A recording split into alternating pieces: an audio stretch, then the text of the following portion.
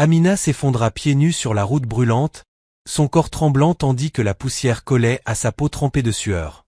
Dans ses bras, un petit garçon gisait sans vie, sa poitrine se soulevant à peine. Deux autres enfants s'accrochaient à sa robe déchirée, pleurant de douleur. Les voitures passaient à toute vitesse. Personne ne s'arrêtait. Personne ne s'en souciait. Elle marchait déjà depuis des jours, affamée, blessée, seule. Pourquoi une simple livreuse pauvre risquerait-elle sa vie pour trois inconnus? Et quel secret liait leur destin au sien en ce moment cruel? Avant de continuer, d'où regardez-vous? Et quelle heure est-il chez vous? Si des histoires comme celle-ci vous touchent, pensez à vous abonner. Amina Bello se réveillait avant le lever du soleil, bien avant que le bruit agité de la gosse ne commence à enfler dans son chaos habituel. La pièce qu'elle partageait avec sa mère était encore sombre, l'air lourd de l'odeur des murs humides et des tissus usés.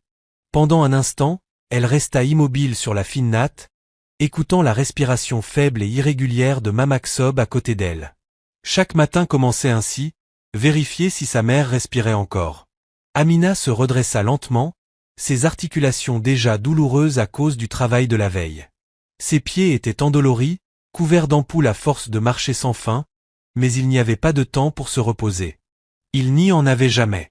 Elle attrapa le petit bol en plastique à côté d'elle et y trempa un chiffon dans le peu d'eau qu'il leur restait, essuyant doucement le visage de sa mère. « Maman » murmura-t-elle doucement.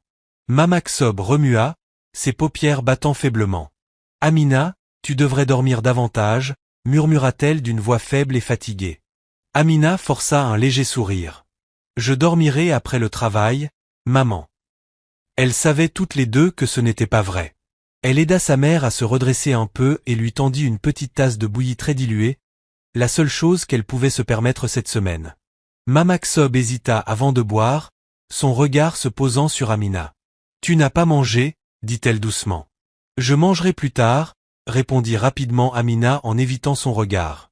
Mais ce plus tard arrivait rarement. Après s'être assurée que sa mère était installée, Amina sortit dans la lumière du matin. La rue étroite commençait déjà à s'animer. Des vendeurs disposaient leurs marchandises, des enfants couraient pieds nus, et au loin, les klaxons impatients des bus résonnaient. Ici, la vie n'attendait personne.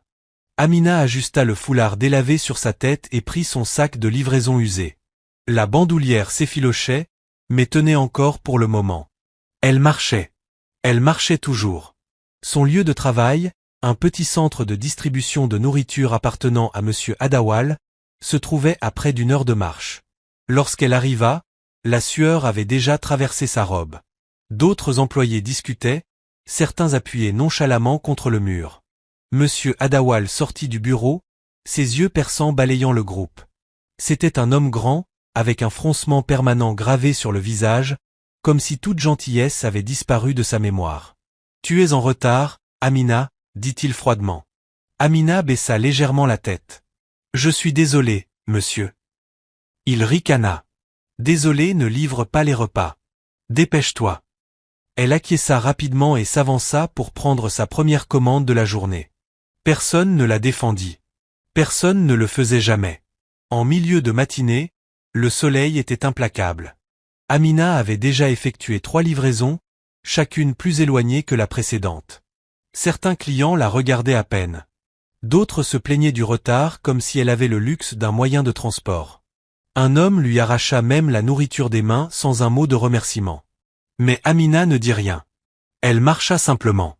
Vers midi, elle arriva dans une rue plus calme, à la lisière d'un marché bondé.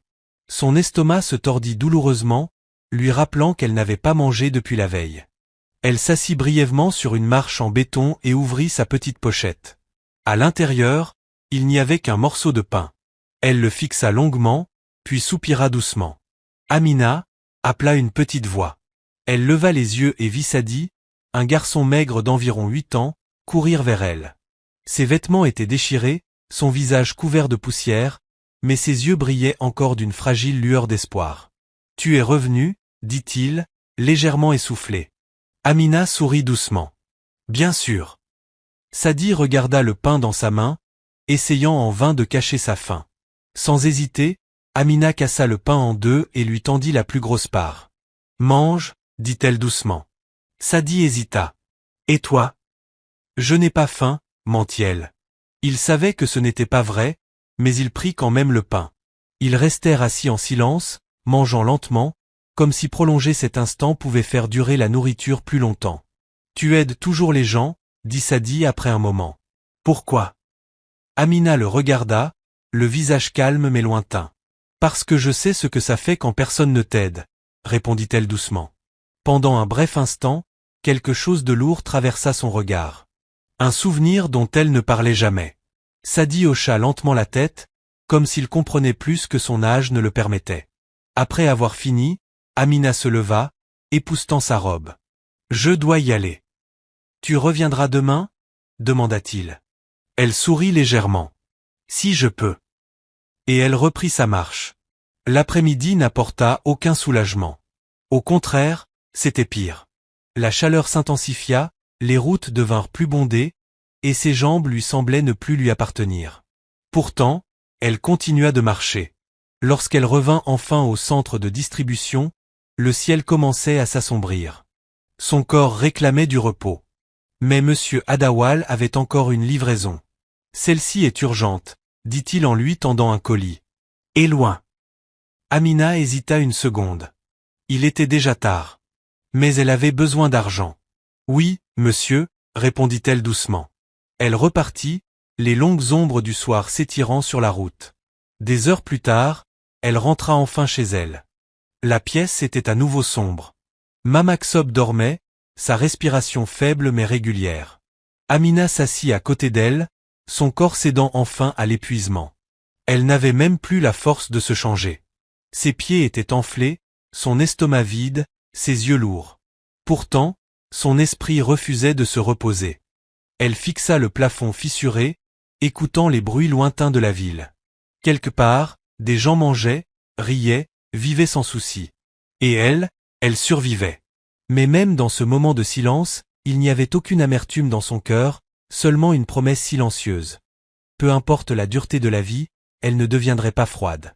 Elle ne détournerait pas le regard de quelqu'un dans le besoin, car elle savait ce que cela signifiait d'être invisible.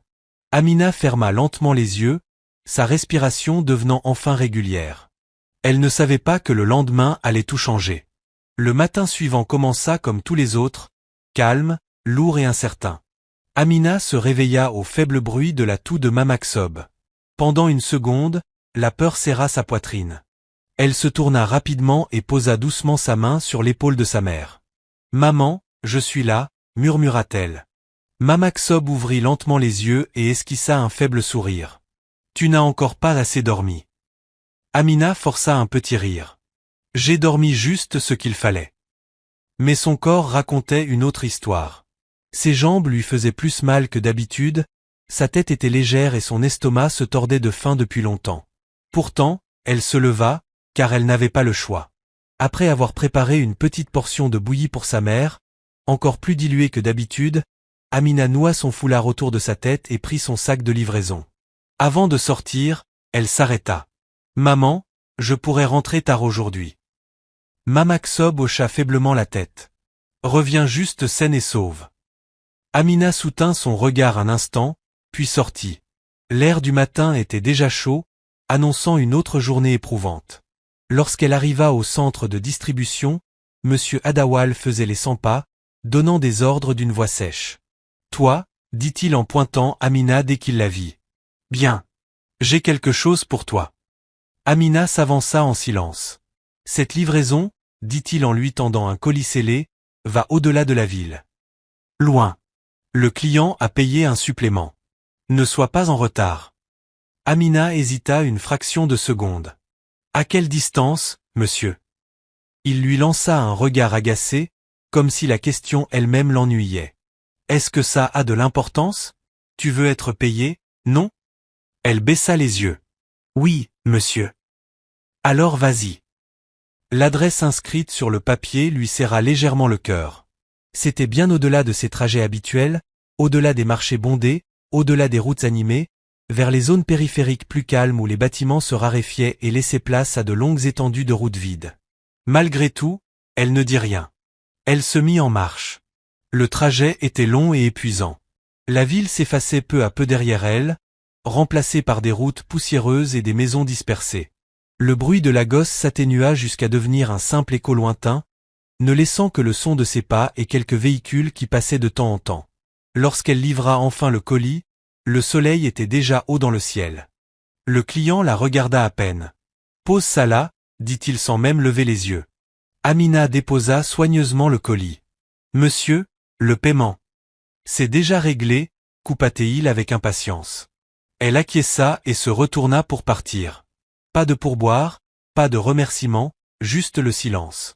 Amina retourna sur la route, essuyant la sueur de son front.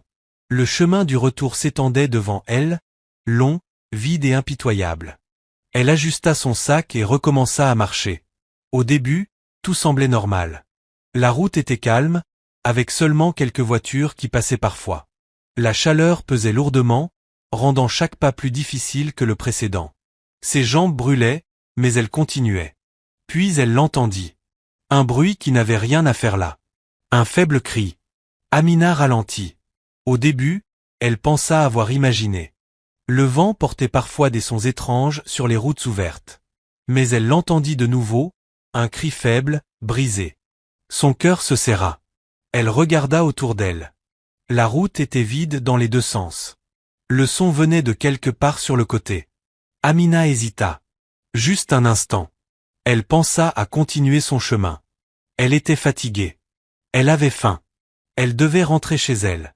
Mais le cri retentit encore, plus clair cette fois. Un enfant. Amina se retourna. Ses pieds bougèrent avant même que son esprit ne puisse protester. Elle quitta la route, traversant l'herbe sèche et les débris éparpillés. Le sol descendait légèrement vers un fossé peu profond, caché depuis la route principale. Et puis elle vit. Une voiture écrasée. L'avant complètement tordu. Des éclats de verre jonchaient le sol comme de la glace brisée. Une portière pendait, pliée à un angle impossible. Le souffle d'Amina se coupa. Oh non! Elle s'approcha, le cœur battant à tout rompre. Et c'est là qu'elle les vit.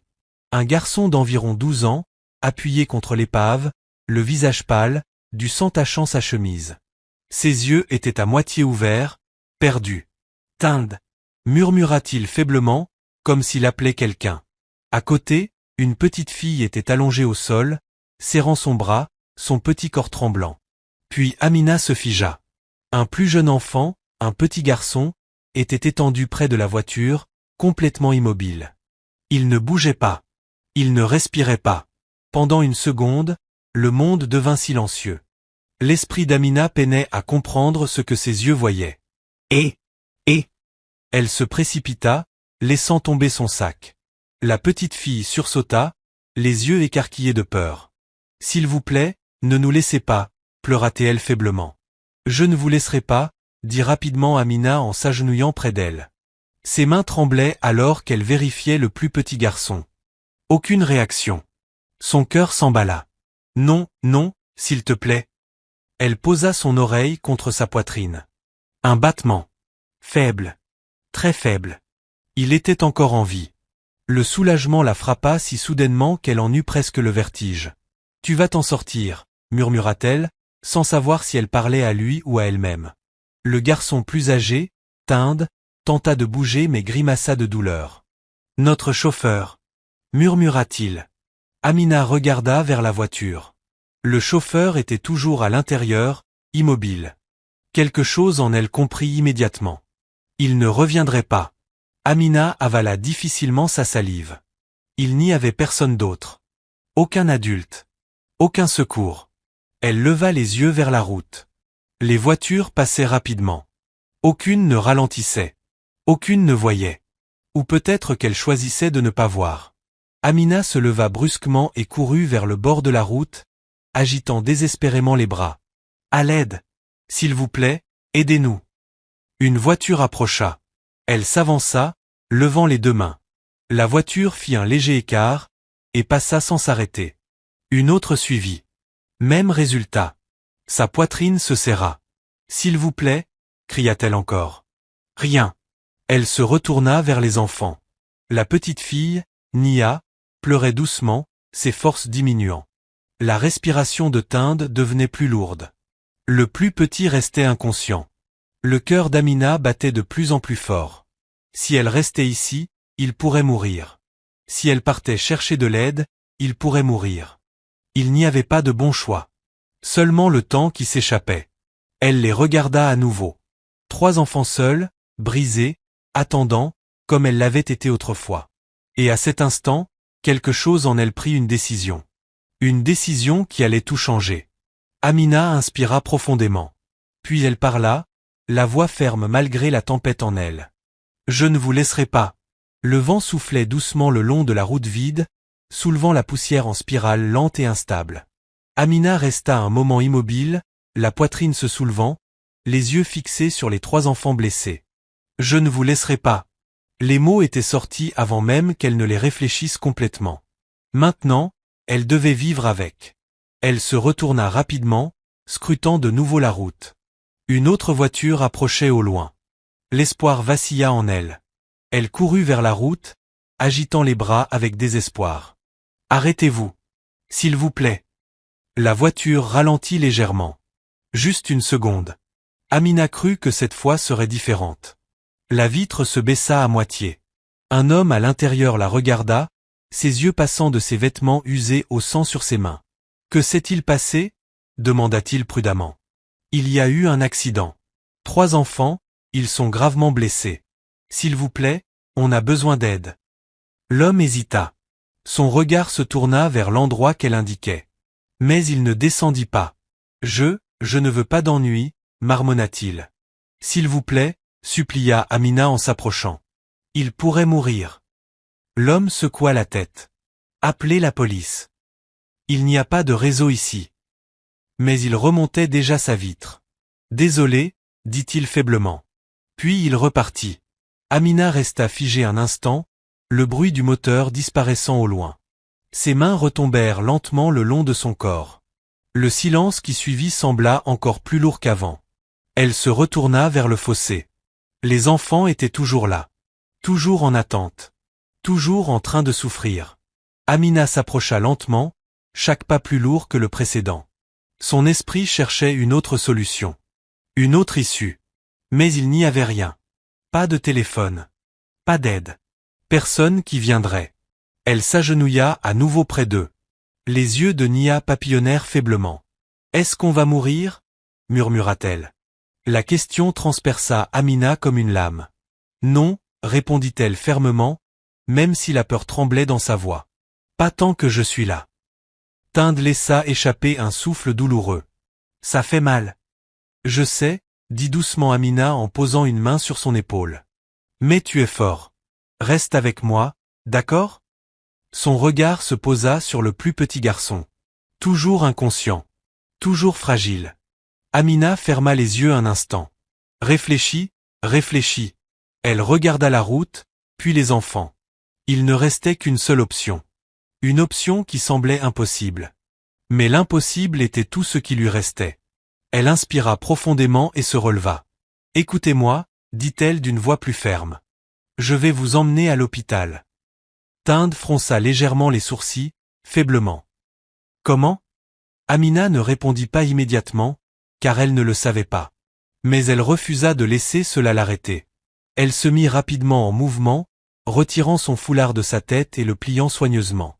Puis elle l'enroula doucement autour du bras blessé de Nia, serrant juste assez pour ralentir le saignement. Nia grimaça, mais ne cria pas. « Tu es très courageuse, » murmura Amina.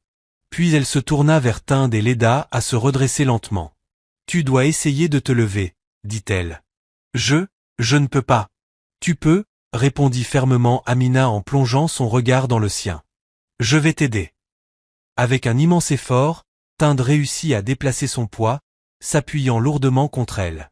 Son corps tremblait de douleur, mais il resta debout. Amina avala difficilement sa salive. Encore un. Elle s'agenouilla de nouveau près du plus petit, le plus faible, celui qui pourrait ne pas survivre au trajet. Amina glissa doucement ses bras sous lui et souleva son petit corps contre sa poitrine. Il était plus léger qu'elle ne l'avait imaginé, et cela lui serra encore plus le cœur. Trop léger. Trop fragile. Elle ajusta sa prise pour le maintenir fermement, puis leva les yeux vers la route qui s'étendait devant elle, interminable, vide et impitoyable. « C'est loin ?» demanda faiblement Tinde. Amina ne voulait pas mentir. « Oui, c'est loin », admit-elle doucement. Les yeux de Nia s'écarquillèrent légèrement. Amina força un sourire rassurant. « Mais on y arrivera, même si ça doit nous coûter tout ce qu'on a. » Elle fit un premier pas. Une douleur traversa immédiatement ses jambes. Son corps protestait. Son esprit criait. Mais elle ne s'arrêta pas. Un pas, puis un autre. Tinde s'appuyait lourdement contre elle, sa respiration irrégulière. Nia s'accrochait à sa robe d'une main, boitant à leur côté. Le soleil brûlait au-dessus d'eux. Les minutes semblaient des heures. La route n'offrait aucune pitié. Une voiture passa. Amina tourna rapidement la tête. « S'il vous plaît, aidez-nous. » Mais elle ne s'arrêta pas. Une autre passa. Même résultat. Le monde continuait comme s'il n'existait pas. La sueur coulait sur le visage d'Amina, piquant ses yeux. Ses bras commencèrent à trembler sous le poids de l'enfant. Ses jambes faiblissaient à chaque pas. Mais elle continuait. Parce que s'arrêter n'était pas une option. Après ce qui sembla une éternité, Tinde trébucha. « Je ne peux plus. » Alta-t-il.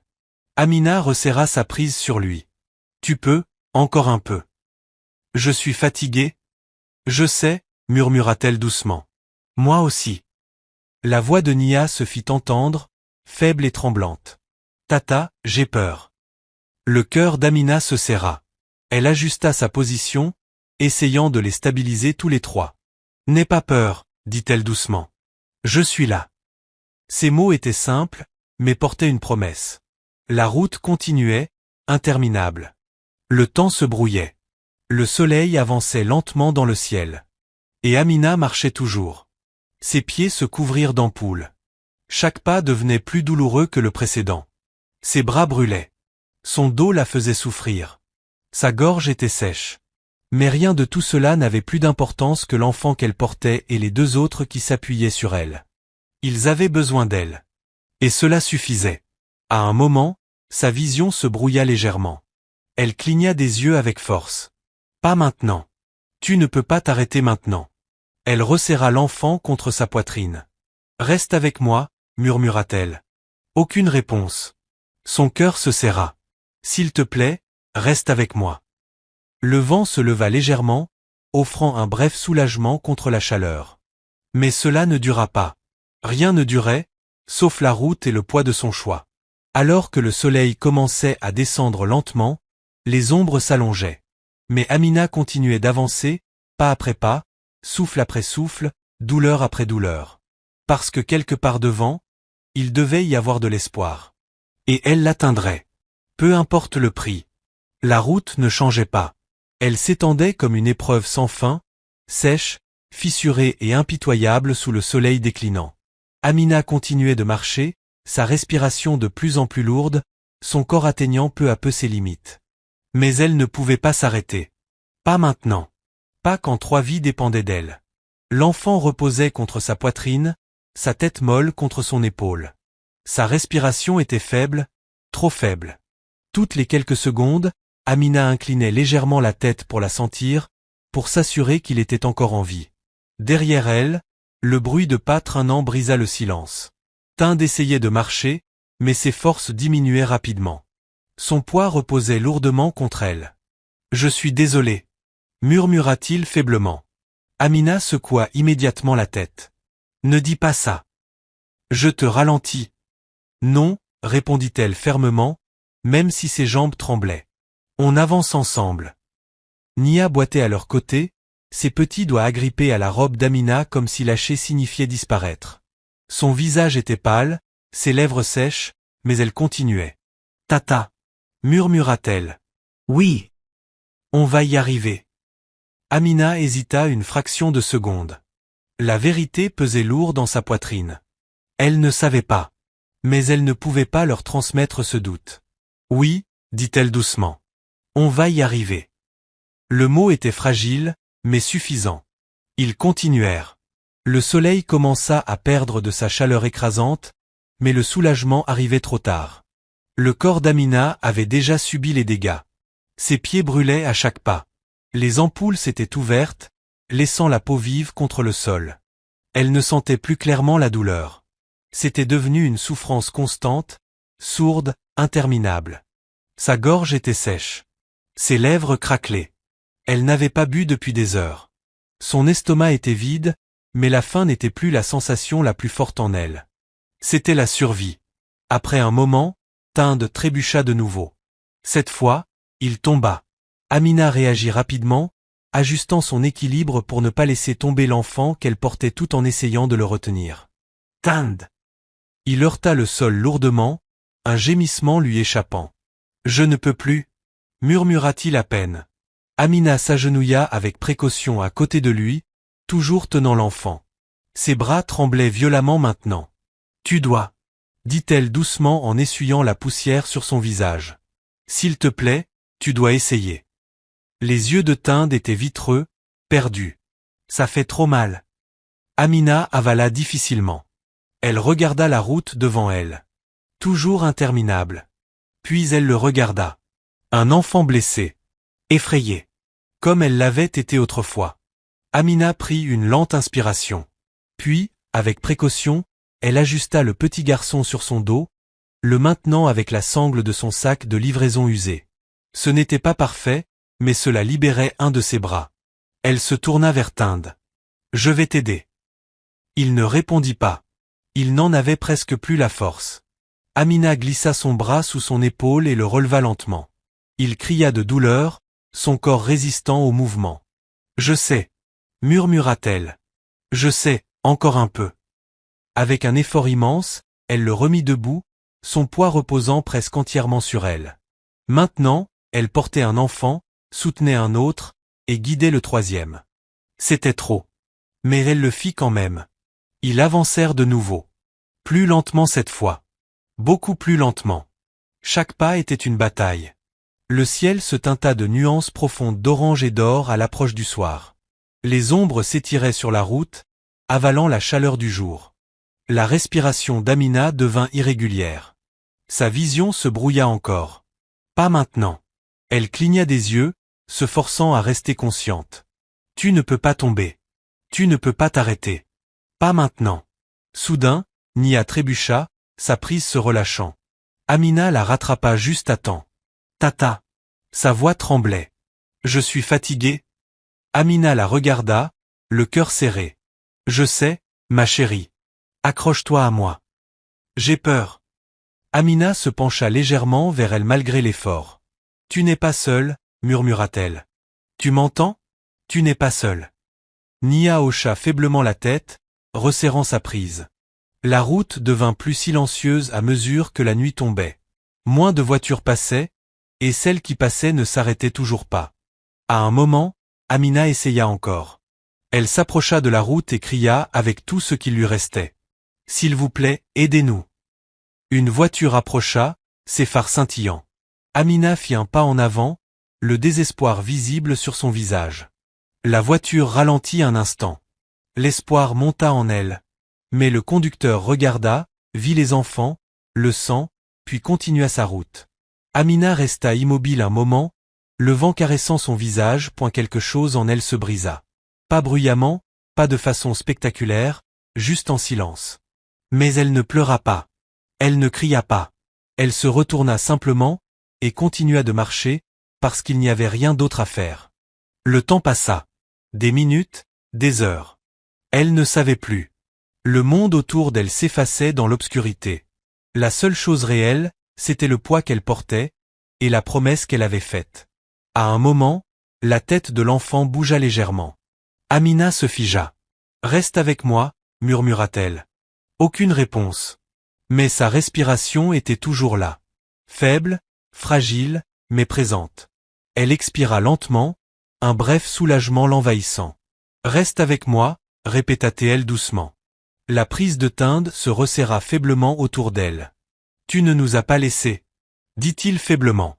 Amina secoua doucement la tête. « Je te l'avais dit, je ne le ferai pas. » Ces mots étaient plus lourds maintenant, car ils n'étaient plus seulement des paroles. Ils étaient tout ce qui lui restait.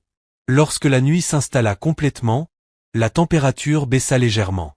L'air devint plus frais, mais l'obscurité apporta ses propres dangers. l'incertitude, la peur de l'inconnu. Et pourtant, Amina continuait de marcher.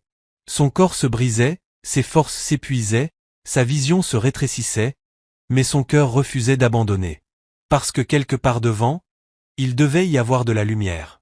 Il devait y avoir de l'aide. Il devait y avoir une raison pour laquelle elle les avait trouvés. Et elle l'atteindrait, même si cela lui coûtait tout ce qu'elle avait. La nuit tomba sur la route comme un lourd rideau, engloutissant les dernières traces de lumière. Le ciel s'étendait au-dessus d'eux, vaste et sombre, parsemé d'étoiles pâles qui n'offraient ni chaleur ni direction, seulement de la distance. Amina distinguait à peine où elle posait les pieds, mais elle continuait d'avancer. Sa respiration devenait courte et irrégulière. Chaque inspiration brûlait sa gorge sèche, épuisée par des heures sans eau. Son corps avait dépassé le stade de la douleur. Il avançait désormais grâce à quelque chose de plus profond, de plus tenace, d'incassable. La survie. Le petit corps de l'enfant était attaché contre son dos, son poids appuyant sur sa colonne. Tinde s'appuyait lourdement contre elle, ses pas de plus en plus traînants. Nia titubait à leur côté, sa prise faible, mais refusant de lâcher. Ils étaient devenus une seule unité fragile, maintenue uniquement par la volonté d'Amina. Au loin, un chien aboya. Le son résonna dans le vide, faisant frissonner l'air. Nia sursauta. « Tata, j'ai peur » murmura-t-elle. Amina resserra légèrement son bras autour de Tinde et posa doucement son autre main sur l'épaule de Nia. « Je suis là, dit-elle doucement. Il ne vous arrivera rien. » Mais au fond d'elle, elle savait qu'elle ne pouvait pas le promettre. La route restait invisible, interminable, et maintenant encore plus dangereuse. Après un moment, une faible lueur apparut au loin. Le cœur d'Amina se souleva légèrement. De la lumière. Peut-être qu'il y avait quelqu'un. Elle força ses jambes fatiguées à accélérer, ses pas maladroits mais déterminés. En se rapprochant, la lumière se précisa.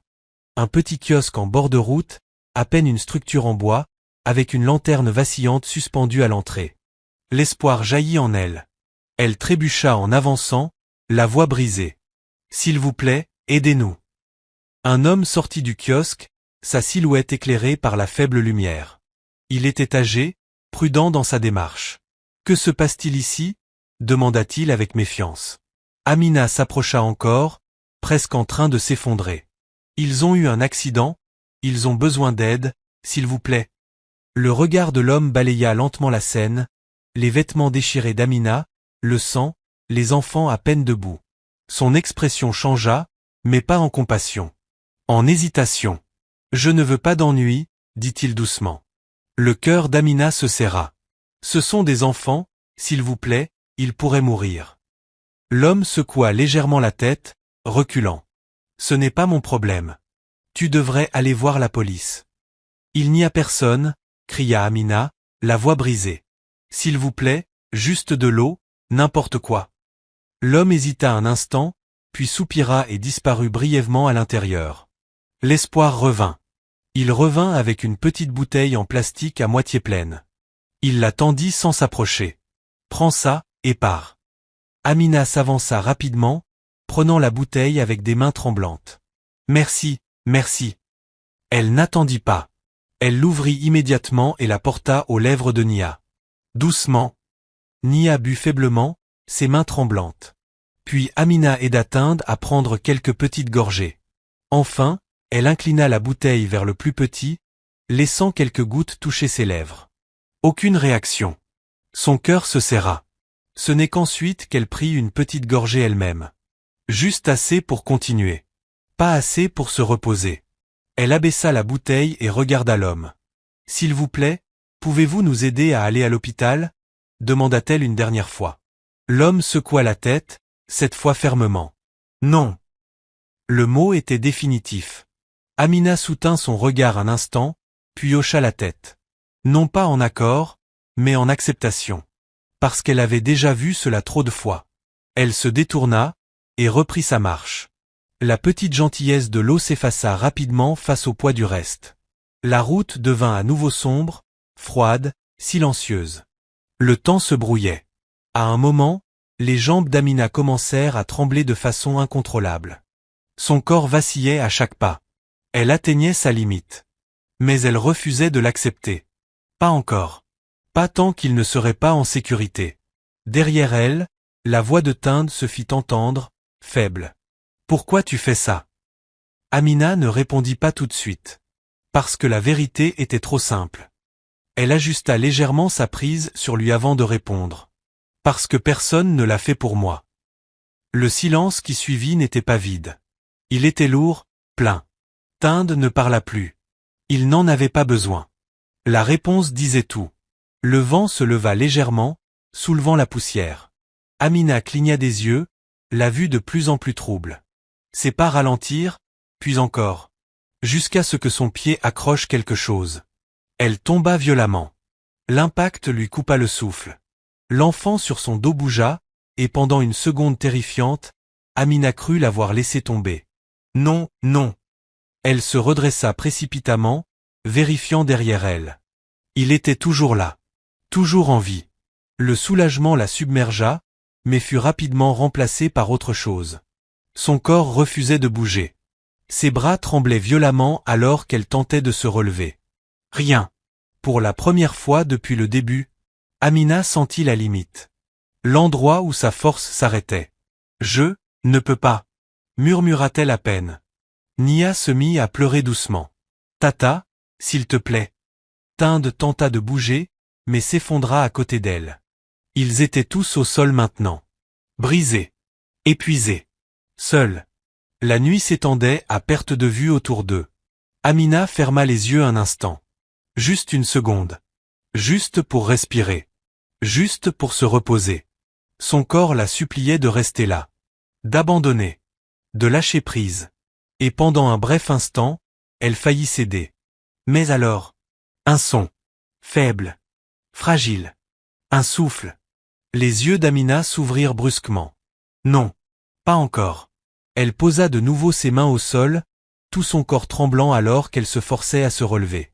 La douleur traversa ses bras, ses jambes, son dos. Mais elle l'ignora. Elle devait. Elle n'avait pas le choix. Vous n'allez pas mourir ici, murmura-t-elle avec force. Vous m'entendez? Elle se releva lentement, puis aida Nia, puis Tinde. Chaque mouvement semblait impossible. Mais elle le fit quand même. Parce qu'abandonner n'avait jamais été une option. Amina fit un pas. Puis un autre. Puis encore un autre. Son corps se brisait, mais son esprit refusait. Et ainsi, sous le ciel silencieux, sans personne pour regarder, sans personne pour aider, sans personne pour s'en soucier. Amina Bello continua de marcher. La nuit n'avait aucune pitié. Elle s'étendait à l'infini autour d'eux, sombre, silencieuse et impitoyable point et la route ne semblait plus réelle. Elle était devenue autre chose, quelque chose de plus lourd, quelque chose qui mettait à l'épreuve non seulement le corps, mais l'âme. Les pas d'Amina étaient plus lents maintenant, instables. Chacun d'eux semblait pouvoir être le dernier. Sa respiration était devenue courte, irrégulière, sa poitrine se resserrant à chaque inspiration. Ses bras tremblaient sans cesse en maintenant le corps fragile de l'enfant, tandis que ses jambes avançaient presque par pur instinct. Elle ne sentait presque plus ses pieds. Seulement une pression brûlante et sourde à chaque pas. À côté d'elle, Nia trébucha de nouveau. Cette fois, elle n'essaya même pas de se rattraper. Elle s'affaissa simplement au sol. Tata, murmura-t-elle, la voix brisée. Je ne peux plus marcher. Amina s'arrêta immédiatement. Son corps vacilla légèrement lorsqu'elle se tourna. Pendant un instant, elle resta là, immobile, regardant la petite fille assise dans la poussière, les épaules secouées par des larmes silencieuses. Tinde s'appuyait lourdement contre elle, à peine capable de rester debout lui aussi. On devrait s'arrêter, murmura-t-il faiblement. Juste un peu. Amina les regarda tous les deux, puis fixa la route devant elle. Toujours rien. Aucune lumière. Aucun bruit. Aucun signe d'aide. S'il s'arrêtait maintenant, aurait-il encore la force de repartir? Et l'enfant survivrait-il à l'attente? Son cœur se serra douloureusement. Je suis désolée, murmura-t-elle. Puis elle s'agenouilla devant Nia. Je sais que tu es fatiguée, dit-elle doucement en essuyant la poussière sur son visage. Je sais que ça fait mal. Nia hocha faiblement la tête, des larmes coulant sur ses joues.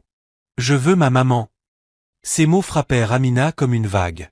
Pendant un instant, juste un instant, elle vacilla. Parce qu'elle connaissait trop bien ce sentiment. Ses yeux s'adoucirent, mais sa voix resta ferme. Écoute-moi, dit-elle doucement. Tu es très forte. Plus forte que tu ne le penses. Nia secoua lentement la tête. Non.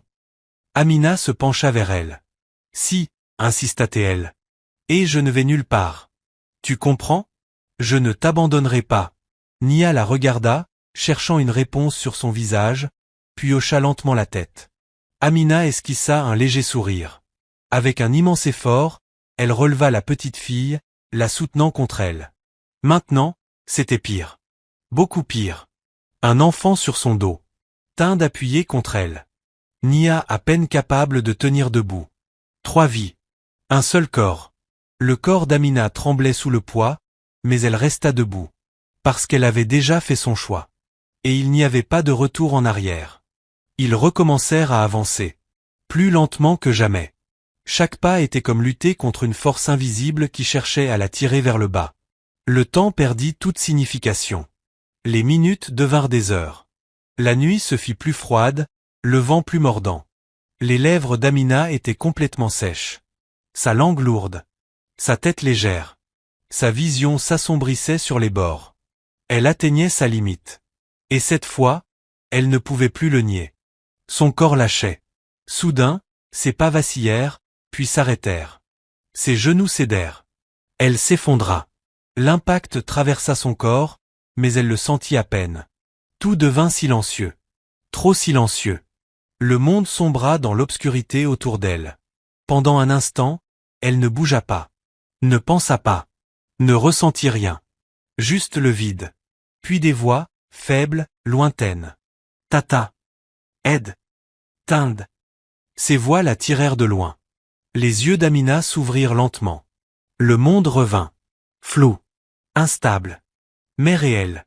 Elle était au sol. Les enfants étaient là. Toujours là. Toujours en vie.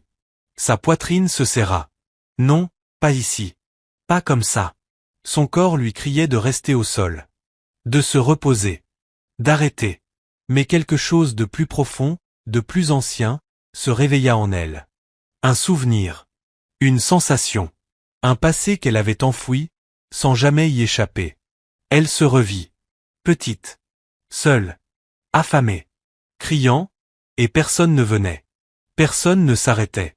Personne ne se souciait d'elle. Ce vide. Ce silence. Cette douleur. Les doigts d'Amina s'enfoncèrent dans la terre. Non, murmura-t-elle. Sa voix tremblait, mais elle était là. Je ne laisserai pas ça arriver encore.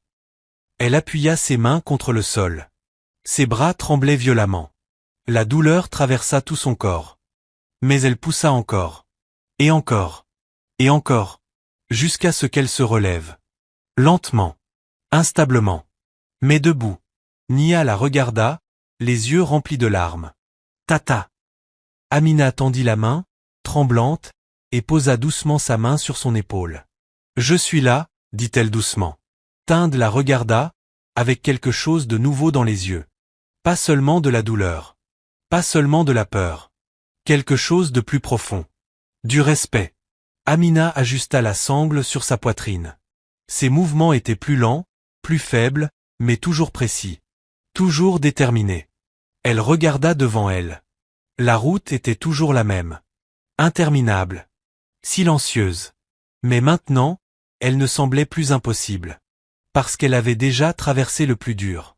Le moment où elle avait failli abandonner. Le moment où son corps disait non, et son cœur disait oui. Amina fit un pas. Puis un autre. Puis encore un autre. Son rythme était lent. Terriblement lent. Mais constant. Les enfants suivirent son mouvement, s'appuyant sur elle, lui faisant totalement confiance désormais. Et dans cette confiance, elle trouva quelque chose de nouveau. De la force. Pas venant de son corps. Mais des vies qu'elle portait. De la promesse qu'elle refusait de briser. Le vent soufflait doucement autour d'eux, comme si la nuit elle-même s'était adoucie. Et quelque part, très loin devant, une lumière vacilla. Amina cligna des yeux, incertaine. Mais elle était là. Petite. Lointaine. Mais réelle. L'espoir. Elle ne dit rien. Elle ne voulait pas risquer de le voir disparaître. Elle marcha simplement vers cette lumière. Pas après pas. Souffle après souffle. S'accrochant à la seule chose qui l'avait portée jusque-là. Refuser que quelqu'un d'autre ressente ce qu'elle avait ressenti autrefois. Seule. Abandonnée. Oubliée. Pas cette nuit. Pas tant qu'elle tenait encore debout. La faible lumière tremblait comme une promesse fragile. Au début, Amina pensa que c'était une illusion. Une vision créée par l'épuisement. Sa vue la trahissait déjà. Des ombres mouvantes, des formes qui disparaissaient dans l'obscurité. Mais la lumière restait. Petite. Vacillante. Réelle. Amina fixa son regard dessus, comme si c'était la seule chose qui la reliait encore à la réalité. « Regardez » murmura-t-elle. « Il y a quelque chose devant. » Tind releva faiblement la tête, plissant les yeux. « Je la vois ?» Nia resserra sa prise sur la robe d'Amina. « C'est de l'aide ?» Amina ne répondit pas immédiatement. Elle avait appris quelque chose sur cette route. L'espoir pouvait être dangereux. Mais, peut-être, dit-elle doucement. Et cela suffisait. Ils avancèrent vers la lumière. Lentement. Douloureusement. Mais avec quelque chose de nouveau guidant leurs pas. Pas seulement la survie. L'espoir. L'air de la nuit était devenu plus froid, enveloppant leur corps dans une étreinte mordante. La sueur d'Amina avait séché sur sa peau, la faisant frissonner malgré la chaleur encore présente sous son épuisement. Ses jambes étaient engourdies. Ses bras répondaient à peine. Le poids de l'enfant contre elle lui rappelait sans cesse ce qui était en jeu. Elle l'ajusta encore une fois, retenant son souffle sous la douleur. « Reste avec moi » murmura-t-elle. Toujours aucune réponse. Mais sa respiration, toujours là. Faible, mais présente. Elle s'y accrocha. La lumière se rapprochait, révélant peu à peu sa source. Une petite structure. Ni vraiment un bâtiment, ni un abri. Juste une vieille cabane en bord de route, à peine debout, avec une lanterne suspendue à une poutre tordue. Le cœur d'Amina se serra légèrement. Ce n'était pas un hôpital. Ce n'était pas la sécurité. Juste, quelque chose. Mais quelque chose valait mieux que rien. En s'approchant, un léger bruit se fit entendre à l'intérieur. Amina s'arrêta à quelques pas, le corps tendu. « Bonjour » appela-t-elle faiblement. Aucune réponse.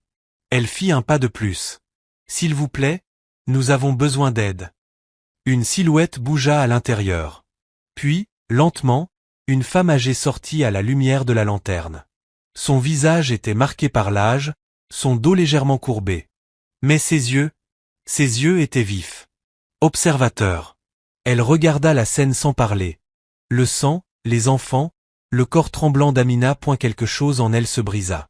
Pas bruyamment, pas de façon spectaculaire, juste silencieusement.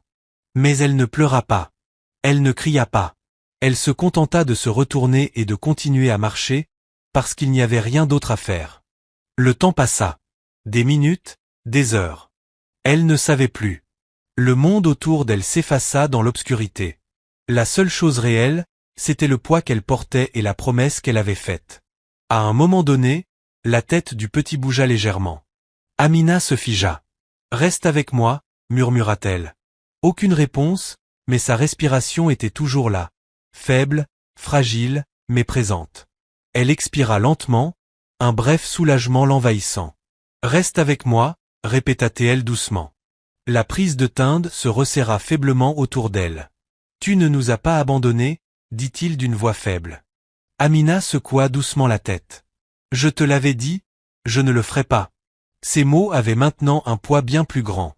Ce n'étaient plus de simples paroles. C'était tout ce qu'il lui restait. La nuit tomba complètement. La température baissa légèrement. L'air devint plus frais, mais l'obscurité apportait ses propres dangers. L'incertitude, la peur de l'inconnu. Malgré tout, Amina continua d'avancer. Son corps cédait, sa force diminuait, sa vision se rétrécissait. Mais son cœur refusait d'abandonner. Quelque part devant, il devait y avoir de la lumière. Il devait y avoir de l'aide. Il devait y avoir une raison à tout cela. Elle les avait trouvés, et elle irait jusqu'au bout, même si cela signifiait tout perdre. La nuit recouvrit la route comme un lourd rideau, engloutissant les dernières traces de lumière. Le ciel s'étendait, vaste et sombre au-dessus d'eux, parsemé d'étoiles pâles qui n'offraient ni chaleur, ni direction, seulement de la distance. Amina distinguait à peine où elle posait les pieds, mais elle continuait à marcher. Sa respiration devenait courte, irrégulière. Chaque inspiration brûlait sa gorge asséchée par des heures sans eau. Son corps avait dépassé la douleur. Il avançait désormais grâce à quelque chose de plus profond, de plus tenace, d'incassable, la survie. Le petit était attaché contre son dos, son poids pesant sur sa colonne. Tindé s'appuyait lourdement contre elle, ses pas traînant ralentissant de minute en minute. Nia titubait à côté d'eux, sa prise faible mais déterminée à ne pas lâcher. Ils formaient une unité fragile, maintenue uniquement par la volonté d'Amina. Au loin, un chien aboya. Le son résonna dans le vide, glaçant l'air. Nia sursauta. « Tati, j'ai peur », murmura-t-elle. Amina resserra légèrement son bras autour de Tinde et posa doucement sa main sur l'épaule de Nia. « Je suis là, rien ne t'arrivera. » Mais au fond, elle savait qu'elle ne pouvait pas le promettre. Après un moment, une faible lueur apparut au loin. Le cœur d'Amina bondit. De la lumière. Peut-être qu'il y avait quelqu'un. Elle força ses jambes fatiguées à accélérer, ses pas hésitants mais déterminés. En s'approchant, la lumière révéla sa source, une petite échoppe au bord de la route, à peine une structure en bois, avec une lanterne vacillante à l'entrée. L'espoir monta en elle. Elle avança en titubant. « S'il vous plaît, aidez-nous. » Un homme sortit, silhouette découpée dans la faible lumière. Il observa la scène, puis hésita. « Je ne veux pas d'ennui, » dit-il. Le cœur d'Amina se serra. Ce sont des enfants, ils pourraient mourir. L'homme refusa. Finalement, il leur donna seulement un peu d'eau. Amina remercia, fit boire les enfants, puis continua. Plus tard, elle tomba. Son corps refusa d'avancer. Pour la première fois, elle atteignit sa limite. Je ne peux plus, murmura-t-elle. Mais un faible souffle du petit la ramena. Non, pas encore. Elle se releva. Elle les releva tous. Et elle continua. Encore. Et encore. Sous le ciel silencieux, sans aide, sans témoin, Amina Bello continua de marcher. La route n'était plus réelle. Elle était devenue une épreuve, quelque chose qui testait non seulement le corps, mais aussi l'âme. Les pas d'Amina ralentirent. Instable. Chacun pouvait être le dernier. Sa respiration devint superficielle, irrégulière. Sa poitrine se serrait à chaque inspiration. Elle ne sentait presque plus ses pieds, seulement une brûlure sourde à chaque pas. À côté d'elle, Nia trébucha à nouveau. Cette fois, elle ne se rattrapa pas. Elle s'effondra simplement au sol. « Tati, je ne peux plus marcher. » Amina s'arrêta immédiatement. Son corps vacilla. Tinde murmura faiblement. « On devrait s'arrêter, juste un peu. » Amina regarda la route. Toujours rien. S'il s'arrêtait, pourrait-il repartir? Le petit survivrait-il? Son cœur se serra. « Je suis désolée. » Elle s'agenouilla devant Nia. « Je sais que tu es fatiguée, je sais que ça fait mal. Je veux ma maman. » Ces mots la frappèrent de plein fouet. Amina se pencha vers elle. « Tu es forte, plus forte que tu ne le crois. Et je ne vais pas t'abandonner. » Nia hocha lentement la tête. Alors Amina la releva. Maintenant, c'était pire. Un sur son dos. Un appuyé sur elle. Une à soutenir. 3 vies. Un seul corps. Elle tremblait, mais elle se leva. Et elle continua. Le temps perdit tout sens. Le froid s'intensifia. Ses lèvres se desséchèrent. Sa vision s'assombrit. Puis soudain, elle s'effondra. Tout devint silencieux.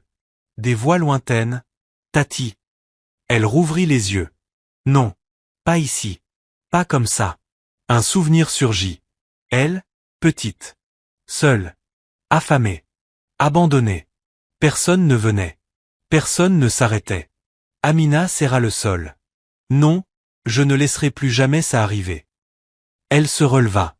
Doucement. Tremblante. Mais debout. Tinde la regarda autrement désormais.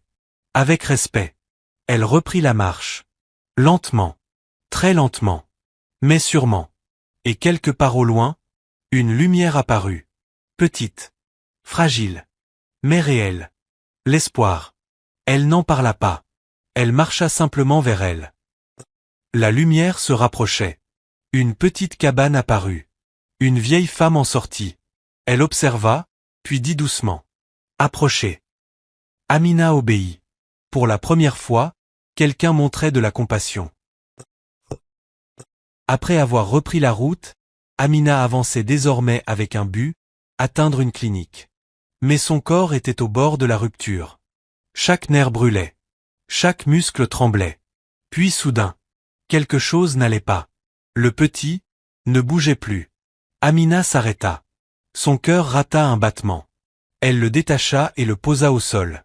Son visage était trop pâle. Réponds-moi. Rien. Elle posa son oreille sur sa poitrine. Silence. Le monde s'arrêta. Non. La panique la submergea. Elle secoua doucement l'enfant. Réveille-toi. Rien. Ses mains tremblaient. Elle appuya sur sa poitrine. Une fois. 2 fois. Encore. Respire, s'il te plaît, respire.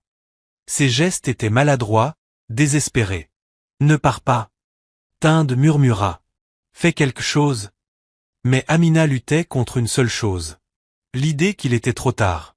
Et elle refusa de l'accepter. Non. Tu n'as pas le droit de mourir. Les larmes coulaient maintenant librement. Son corps n'en pouvait plus. Mais elle continua. Encore. Encore. Encore. Mais elle ne le fit pas. Elle ne pouvait pas. S'arrêter signifiait le perdre, et elle n'était pas arrivée jusque-là pour perdre qui que ce soit. Respire, cria-t-elle. Sa voix résonna dans la nuit vide. Puis un son. Faible, léger, mais réel. Une toux. Amina se figea. Ses mains s'arrêtèrent en plein mouvement. Un autre son. Une respiration superficielle. Puis une autre. Amina laissa échapper un sanglot brisé, son corps s'effondrant sous le soulagement. Oh merci, merci. Elle le souleva doucement à nouveau, le serrant contre elle, son corps tremblant maintenant de façon incontrôlable. Nia sanglotait doucement à côté. Il va bien? Amina hocha rapidement la tête, les larmes coulant encore sur son visage. Il va bien, il va bien. Tinda laissa échapper un long souffle faible. Pendant un instant, ils restèrent là, allongés sur le sol froid, respirant, vivants. Mais ce moment ne dura pas. Le temps continuait de passer, et l'enfant restait fragile. Amina essuya rapidement son visage et se força à se concentrer. On doit continuer, dit-elle. Sa voix était plus douce, mais plus forte. Parce qu'elle venait de franchir quelque chose de plus profond que l'épuisement. Elle avait affronté la perte, et l'avait refusée. Elle attacha soigneusement l'enfant contre elle, cette fois plus fermement, comme si elle pouvait retenir sa vie. Puis elle regarda Tinda et Nia.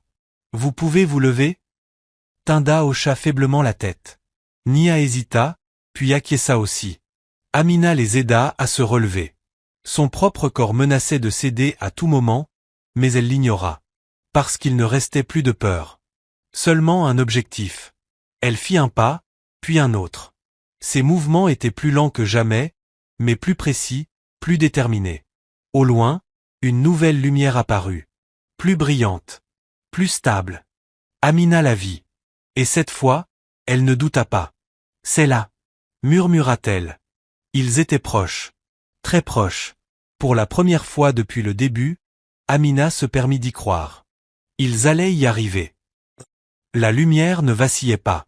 Elle restait stable, claire, comme si elle les attendait depuis toujours. Amina ne quittait pas ce point des yeux. C'est là. Tinda murmura. La clinique? Amina hocha lentement la tête. Ça doit être ça. Ils avancèrent. Pas après pas. La route semblait différente maintenant. Pas plus facile, mais réelle. Comme la dernière épreuve avant le changement. Mais le corps d'Amina, lui, ne suivait plus. Ses jambes tremblaient violemment.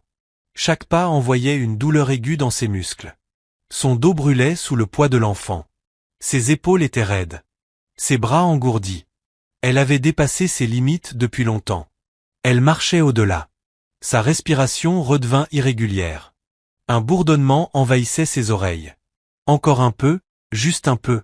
À côté d'elle, Nia murmura. Je le vois. De l'espoir dans sa voix. Tinda releva légèrement la tête. On va y arriver. Amina ne répondit pas. Elle ne croyait plus aux mots. Seulement au pas. La lumière grandit. Une petite clinique apparut. Une ampoule brillante au-dessus de l'entrée. C'était réel. Enfin. Un soulagement envahit Amina. D'abord doucement. Puis d'un coup. On est arrivé. Sa voix se brisa. Nia se mit à pleurer, mais cette fois, ce n'était pas la peur. C'était le soulagement. Encore quelques pas. Encore un. Puis. Son corps céda. Ses genoux lâchèrent. Le monde bascula. Non, pas maintenant. Ses bras se relâchèrent légèrement. La panique la traversa. Elle utilisa sa dernière force pour protéger l'enfant en tombant. Ils frappèrent le sol. Mais elle ne sentait presque plus rien. Tout disparaissait. La lumière. Le son. Le monde. Tati, cria Nia au loin. Aidez-nous, murmura Tinda. Amina luttait pour garder les yeux ouverts. La porte de la clinique, si proche. Mais son corps ne répondait plus. Elle était allongée là.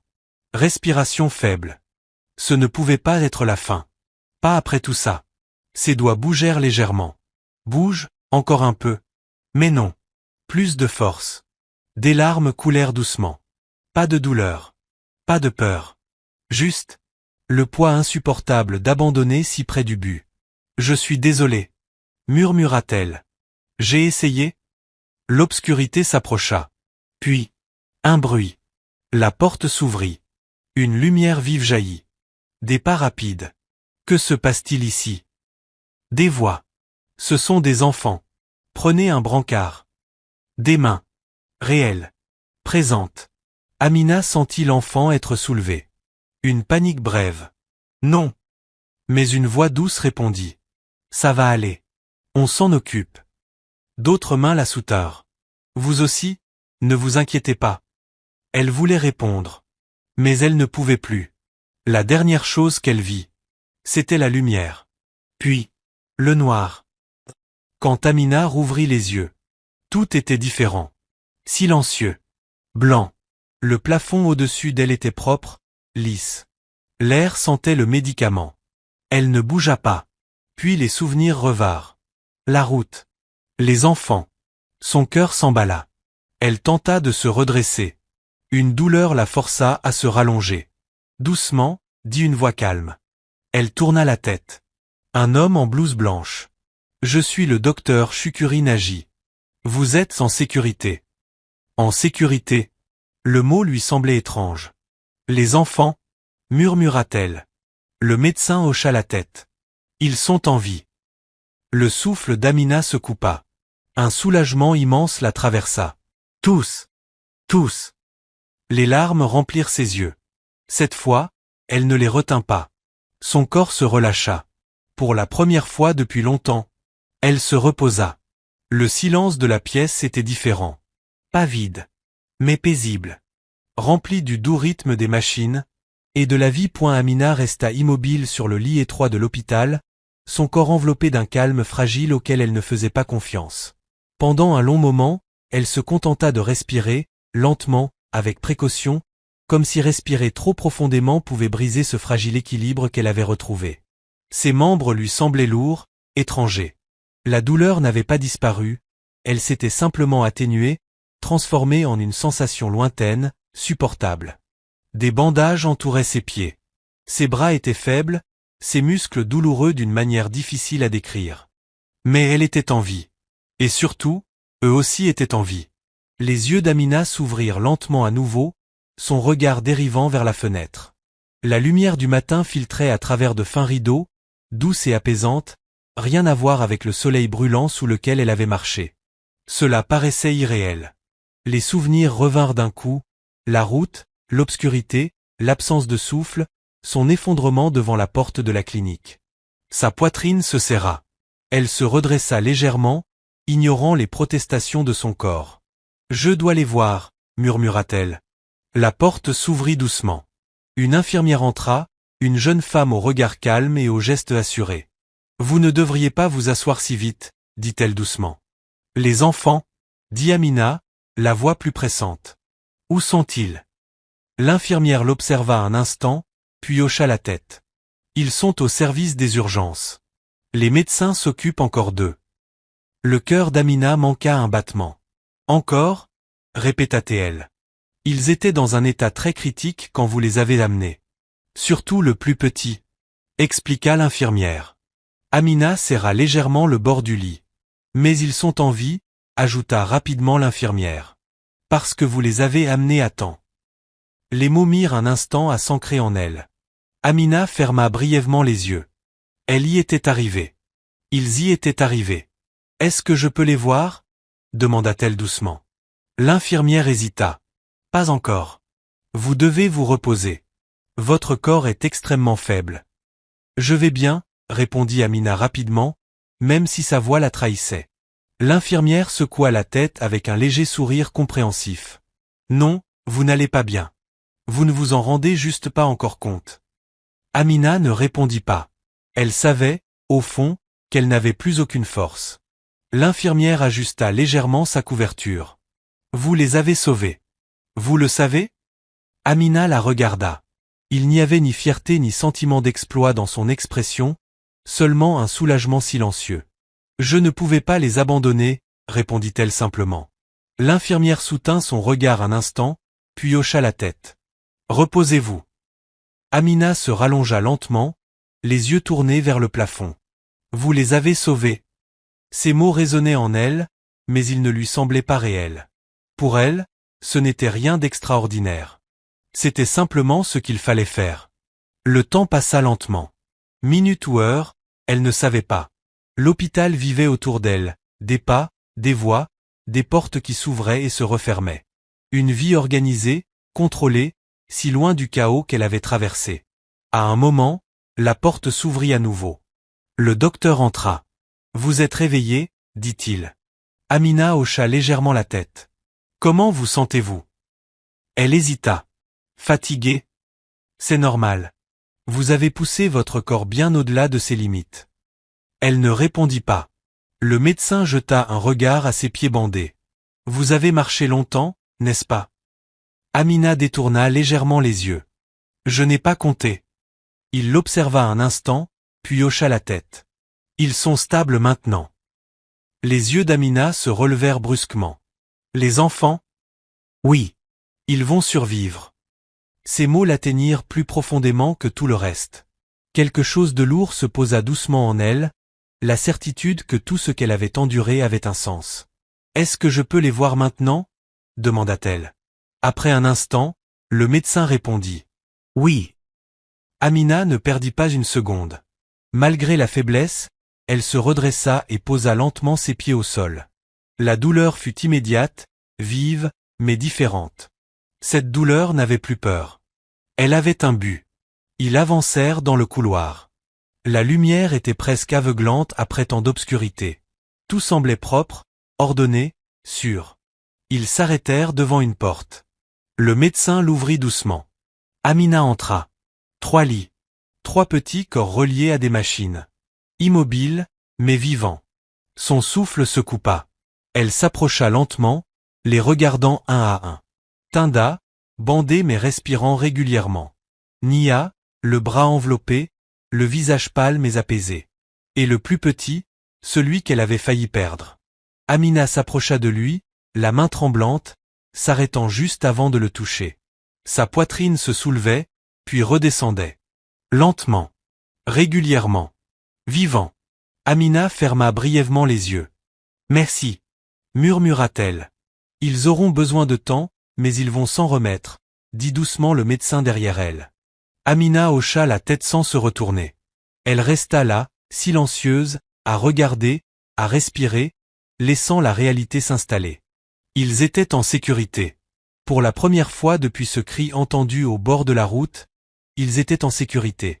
Et pour la première fois, Amina se permit de ressentir autre chose que la fatigue ou le soulagement. La paix. Une paix profonde, silencieuse, réelle. Elle avait accompli ce qu'elle devait faire. Et cela suffisait.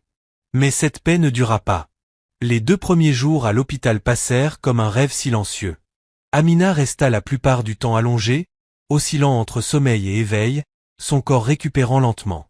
Les infirmières allaient et venaient, changeant ses bandages, vérifiant ses constantes, lui apportant de petites portions de nourriture. Elle mangeait lentement, presque avec hésitation, comme si cette nourriture ne lui appartenait pas vraiment. Chaque fois qu'elle fermait les yeux, elle revoyait la route. L'obscurité. Le corps immobile du petit. Ses mains tremblantes. Puis ce souffle fragile revenu à la vie. Encore et encore. Et chaque fois, elle murmurait doucement. Merci. Le troisième jour, elle put enfin marcher seule. Lentement, avec précaution, mais sans s'effondrer. Et chaque jour, elle allait voir les enfants. Ils allaient mieux. Tinda fut le premier à reprendre connaissance. Il parlait peu, sa voix encore faible, mais ses yeux suivaient Amina chaque fois qu'elle entrait. Il y avait quelque chose de nouveau dans son regard, de la reconnaissance et une incompréhension silencieuse. Nia se réveilla le lendemain. Dès qu'elle vit Amina, elle éclata en sanglots. « Tu ne m'as pas abandonné » murmura-t-elle. Amina secoua doucement la tête, posant sa main sur son épaule. « Je t'avais dit que non. » Nia attrapa sa main et ne la lâcha plus point et elle était le dernier, le plus silencieux, le plus fragile.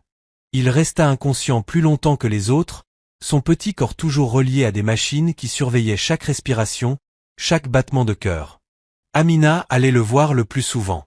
Elle s'asseyait silencieusement à côté de son lit, sans rien dire, simplement à regarder, à attendre, comme si sa seule présence pouvait le retenir ici. Le quatrième jour, il bougea légèrement. Un simple mouvement de ses doigts. Amina le remarqua immédiatement. « Docteur » murmura-t-elle, la voix tremblante en reculant légèrement. Le docteur s'approcha rapidement, l'examina avec attention. Puis un souffle plus fort, cette fois, suivi d'un autre, et encore un autre. Puis ses yeux s'ouvrirent lentement, incertains. Amina sentit ses genoux fléchir, mais cette fois, elle ne tomba pas. « Quam » murmura-t-elle. Son regard était d'abord flou, errant, avant de se poser brièvement sur elle. Il n'y avait pas encore de reconnaissance, seulement de la confusion. Puis quelque chose s'adoucit. Et même s'il ne parlait pas, il ne détourna pas les yeux. Amina expira lentement, une main posée sur sa poitrine. C'était fini. Ils étaient tous revenus à la vie. Les jours passèrent. La routine de l'hôpital devint familière, prévisible, rassurante. Mais peu à peu, cette sécurité commença à changer subtilement. Au début, ce furent de petites choses. La manière dont certaines infirmières lui parlaient. Plus sèche, plus distante, moins patiente qu'avant. Puis vinrent les questions. Qui êtes-vous pour eux? Êtes-vous de la famille? Avez-vous une assurance? Amina répondait toujours de la même façon. Non. Et à chaque fois, le ton changeait. Un après-midi, alors qu'elle était assise près du lit de Nia, une infirmière s'approcha avec un dossier. « Vous êtes ici depuis plusieurs jours » dit-elle d'un ton froid. Amina leva les yeux. « Oui. »« Vous avez également été soignée ici. » Amina hocha lentement la tête. « Oui. » L'infirmière tourna une page. « Votre facture n'a pas été réglée. » Amina resta figée. « Ma facture. » Oui. Les soins, les médicaments, l'hébergement. Son esprit peinait à suivre. « Je n'ai pas. » Tout le monde doit payer, coupa l'infirmière. Amina avala difficilement. « Je n'ai pas d'argent, » dit-elle doucement. L'infirmière soupira, visiblement agacée. « Alors vous devez trouver une solution. Vous ne pouvez pas rester ici indéfiniment. » Les mots la frappèrent durement. Non pas parce qu'ils étaient nouveaux, mais parce qu'ils étaient familiers. Trop familiers. Amina baissa légèrement les yeux. « Je comprends, » dit-elle simplement. L'infirmière hocha brièvement la tête et s'éloigna. Le silence remplit à nouveau la pièce, mais il était différent désormais. Plus froid. Plus lourd. Amina resta assise un long moment, laissant ses pensées retomber sur une vérité qu'elle avait toujours connue. Rien n'est gratuit. Même pas survivre. Plus tard dans la soirée, elle se tenait devant la chambre de Quam, le regardant dormir à travers la vitre. Sa respiration était régulière, forte maintenant. Vivant. Cela suffisait. Plus que suffisant. Amina prit une lente inspiration, puis se détourna. Elle retourna dans sa chambre, rassembla silencieusement ses maigres affaires. Son foulard usé, son vieux sac de livraison désormais vide. Il n'y avait rien d'autre. Il n'y avait jamais rien eu d'autre. Elle resta assise un moment au bord du lit, simplement à respirer. Puis elle se leva et sortit. Personne ne l'arrêta. Personne ne posa de questions. Personne ne remarqua. Le couloir s'étendait devant elle, long et lumineux. Mais il ne ressemblait plus à un lieu sûr. Il ressemblait à un endroit où elle n'avait pas sa place. Amina sortit de l'hôpital. L'air était différent, plus chaud, plus réel. Le monde continuait comme si rien ne s'était passé. Les voitures circulaient. Les gens parlaient. La vie suivait son cours. Elle ajusta lentement son foulard. Son corps était encore faible, ses pieds douloureux. Mais elle tenait debout. Et cela suffisait. Elle fit un pas, puis un autre. Derrière elle, 3 vies continuaient. Sauvée. Protégée. Vivante. Devant elle, rien n'avait changé. Pas d'argent, pas de sécurité, pas de reconnaissance. Mais Amina ne regarda pas en arrière. Elle n'avait jamais fait ce qu'elle avait fait pour une récompense. Elle l'avait fait parce qu'elle ne pouvait pas abandonner. Et même en disparaissant à nouveau dans la foule, personne ne savait ce qu'elle avait porté. Personne ne savait ce qu'elle avait fait. Personne ne savait que, quelque part derrière elle, 3 avenirs avaient été sauvés, parce qu'une jeune fille avait refusé de s'arrêter. 12 ans passèrent. Le temps ne passa pas vite pour Amina Bello. Il avançait lentement, silencieusement, comme une longue route qui ne finit jamais vraiment, mais change simplement de direction. La ville devint plus bruyante, plus grande, plus rapide. De nouveaux bâtiments remplacèrent les espaces vides. Les routes s'élargirent. Les entreprises grandirent. Mais pour Amina, peu de choses changèrent. Elle était plus âgée maintenant. Son visage portait des marques que les années avaient gravées, non pas par l'âge, mais par l'endurance. Ses mains étaient plus rugueuses. Ses pas plus lents. Mais ses yeux restaient les mêmes. Doux, attentifs, intacts. Elle travaillait toujours comme livreuse. Une autre entreprise, mais la même réalité. De longues distances, un faible salaire, aucune garantie. Mama Xob était toujours en vie, mais plus faible, beaucoup plus faible. La maladie avait progressé au fil des années. Amina s'occupait d'elle. Toujours. Chaque matin, chaque soir. Certains jours étaient plus difficiles. Certaines nuits plus longues. Mais Amina ne se plaignait jamais. Parce que la survie lui avait appris une seule chose. On continue, quoi qu'il arrive. Dans une autre partie de la ville, une vie différente s'était construite. 3 enfants, autrefois abandonnés au bord d'une route, avaient grandi. Ils s'étaient relevés. Ils étaient devenus ce que personne n'aurait pu imaginer. Tinda se tenait devant une baie vitrée surplombant la ville de Lagos. La ville s'étendait à perte de vue, vivante, puissante, en mouvement constant, comme lui. Il n'était plus le garçon blessé et fragile d'autrefois. Il était désormais le fondateur et PDG d'une entreprise technologique en pleine croissance, reconnu pour son innovation et sa rigueur. Les gens le respectaient. Certains le craignaient. Mais peu le connaissaient vraiment. Car derrière ce succès, il y avait un souvenir qu'il n'avait jamais oublié. Une route, l'obscurité, la douleur, et une fille qui avait refusé de partir. Dans un autre quartier, dans un centre médical moderne, la docteure Nia Okafor avançait rapidement dans un couloir, sa blouse blanche flottant derrière elle. Son nom était désormais respecté dans le milieu médical, notamment en soins d'urgence. Elle avait sauvé d'innombrables vies. Mais il y en avait une qu'elle n'oublierait jamais, la sienne. Car elle savait qu'elle n'avait pas été sauvée par la médecine, mais par quelqu'un qui n'avait rien. Et puis il y avait Kwame Mensah, le plus silencieux des 3. Celui qui avait été le plus proche de la mort. Il était devenu un homme influent, stratège financier reconnu, respecté pour son intelligence et son calme. Mais derrière ce calme vivait une question restée sans réponse. Ils avaient cherché pendant des années. Au début, c'était simple, hôpitaux, archives, témoins. Mais il n'y avait rien. Pas de nom.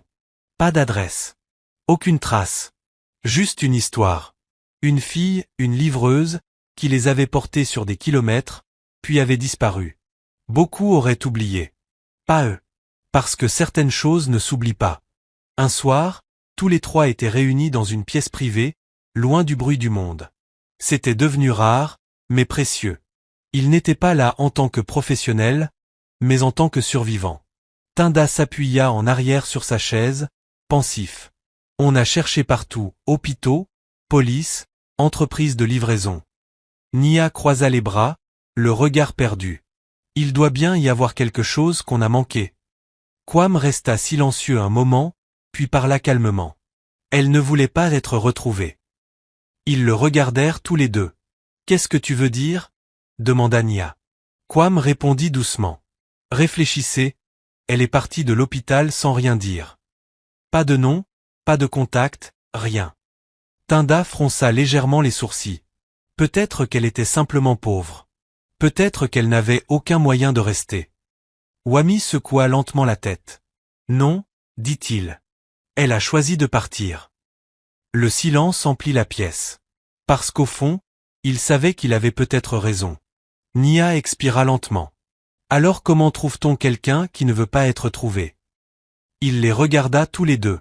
On arrête de chercher qui elle était, dit-il, et on commence à chercher qui elle est encore. Amina ajusta la sangle de son sac de livraison en marchant dans une rue animée. Le soleil était à son zénith, l'air lourd, le bruit constant. Juste un autre jour, juste une autre livraison. Ses pas étaient plus lents maintenant, mais réguliers, toujours réguliers. Elle s'arrêta un instant près d'un petit stand, plongea la main dans sa poche. Quelques pièces, pas beaucoup, mais suffisantes. Elle acheta un petit morceau de pain, puis se retourna et le tendit à un jeune garçon assis à proximité, pieds nus, affamé, qui la regardait. « Pour moi ?» demanda-t-il. Amina hocha doucement la tête. « Mange !» Il le prit lentement, les mains légèrement tremblantes. « Merci !» Amina esquissa un léger sourire, puis tourna les talons. Comme toujours, elle ne restait pas, n'attendait rien, car ce n'était pas pour cela qu'elle agissait, et elle ne s'en rendait jamais compte. De l'autre côté de la rue, quelqu'un l'observait. Un homme se tenait immobile au loin, les yeux fixés sur elle, l'observant, étudiant quelque chose en elle. Familier. Pas son visage, pas ses vêtements, mais quelque chose de plus profond. Quelque chose qu'il ne pouvait pas expliquer. Kwam fit un pas lent en avant, puis s'arrêta.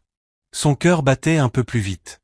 Il ne savait pas pourquoi, mais quelque chose à l'intérieur de lui murmurait « Regarde encore ». Amina continua à marcher, disparaissant lentement dans la foule en mouvement. Inaperçu, invisible, juste un autre visage dans la ville. Il resta là un moment, puis se tourna vers son chauffeur. « Suivez-la », dit-il doucement. Le voyage allait recommencer.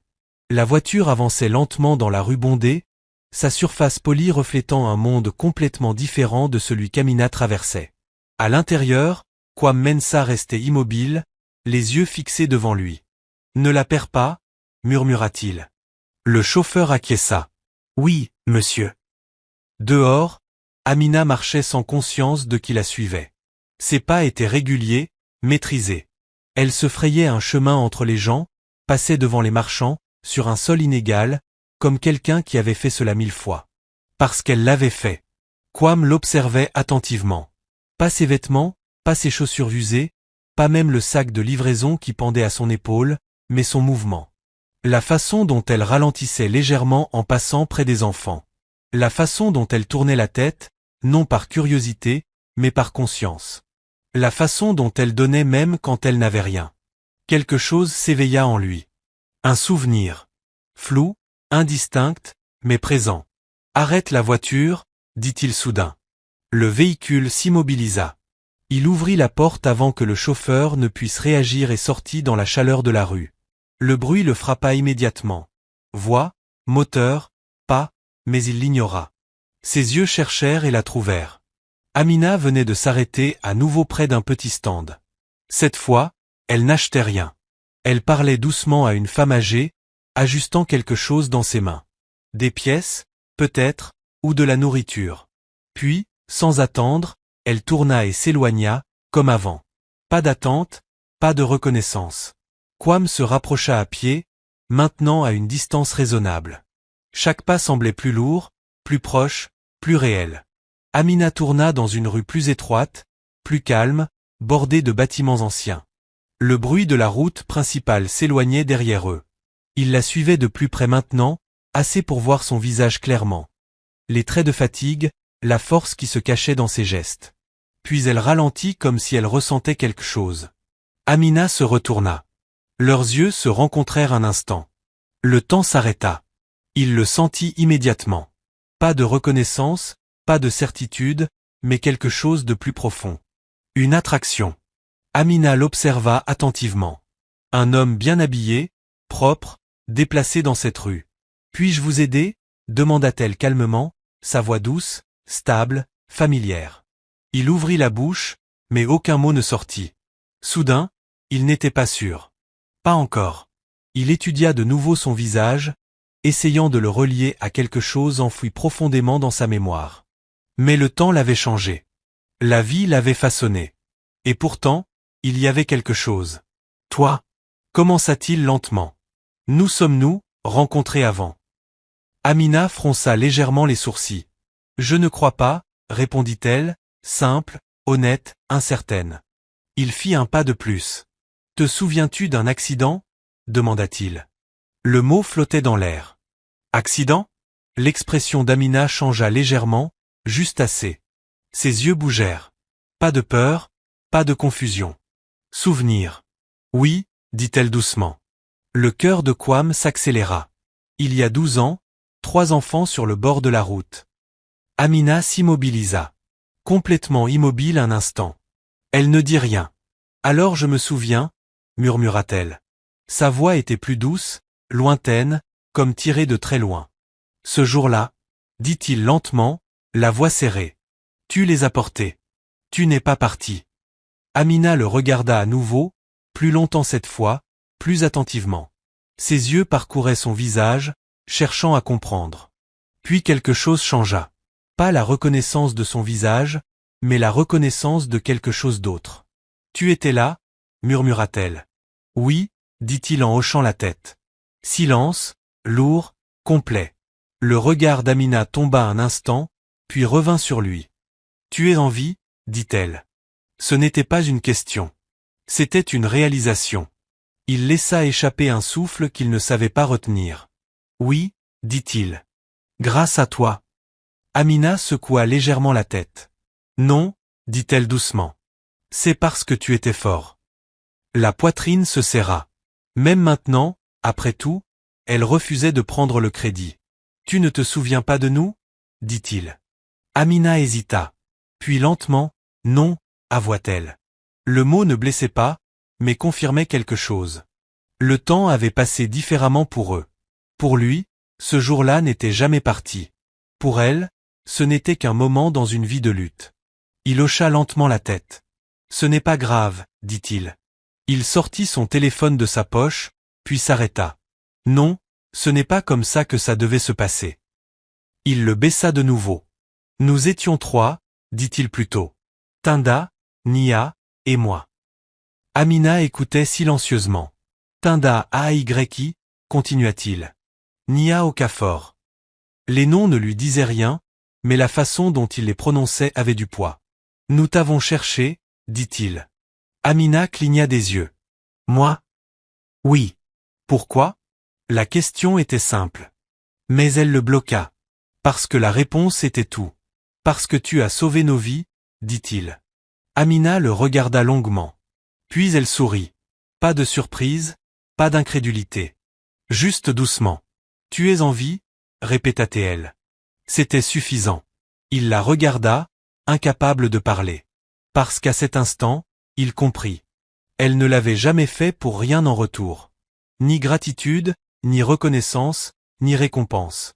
Elle l'avait fait et était partie comme si de rien n'était, comme si c'était ce que tout le monde aurait fait. Mais ils savaient.